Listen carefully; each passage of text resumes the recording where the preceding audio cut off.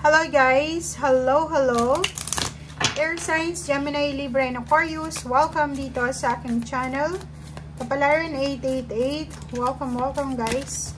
Alamin natin kung anong messages, vibration, gabay, energy para sa lahat ng mga air signs, Gemini, Libra, and Aquarius. Okay. Air signs, Gemini, Libra, and Aquarius. Buntis ka ba? Or lalaki ka, nag-expect kayo ng baby. Pwedeng lalaki yung pinagbubuntis.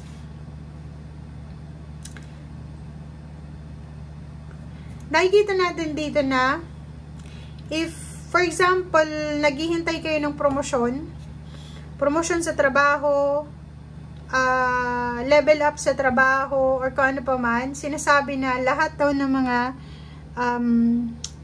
kumbaga answer, sagot sa mga prayers and affirmation mo ay posibleng magsimula siya na yung outcome niya simula December, January, February. So, December 2024, January, February, March ng 2025, posibleng may darating na babing lalaki, or pwedeng may bagong trabaho, bagong lugar, or mga pagbabago sa buhay mo. Okay?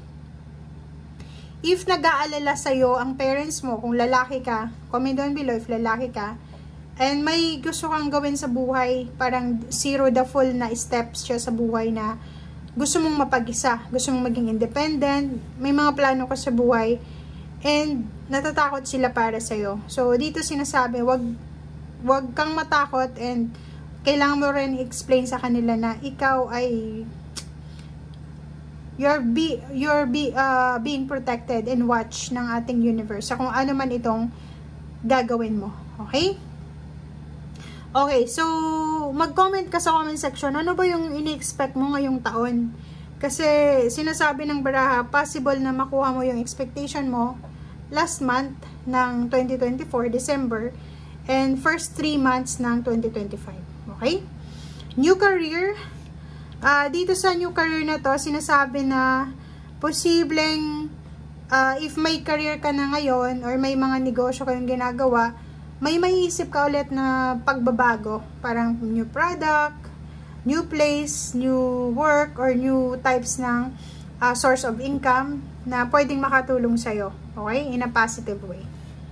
Okay. Thank you.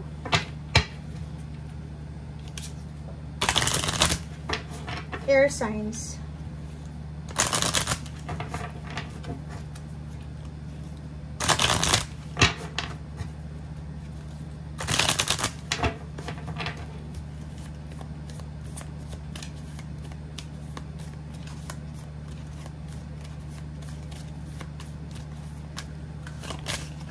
Oops, sorry. Okay. Oh.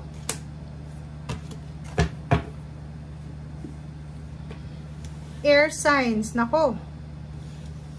Nakikita ko sir dito, air signs, na posibleng mag-iingat ka kasi may obstacles ka na posibleng kailangan na tahakin or pwedeng i-overcome. May mga troubles, yun na nga.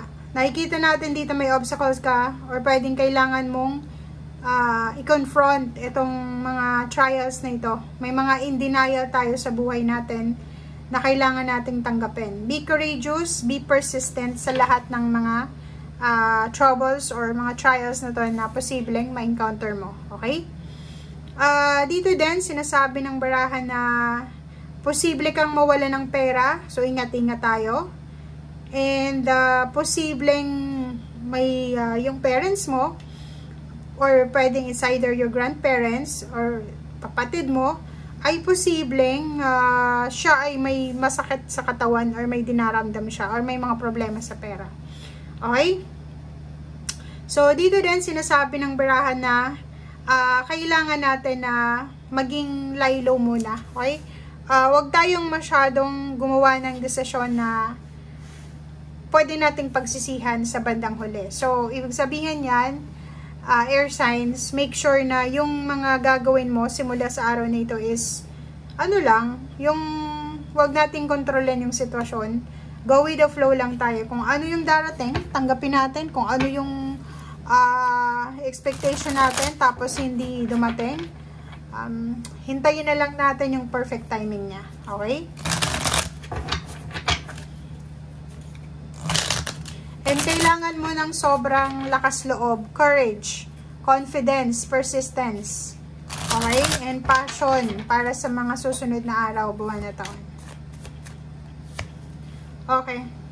Four of Swords, 9. Oh.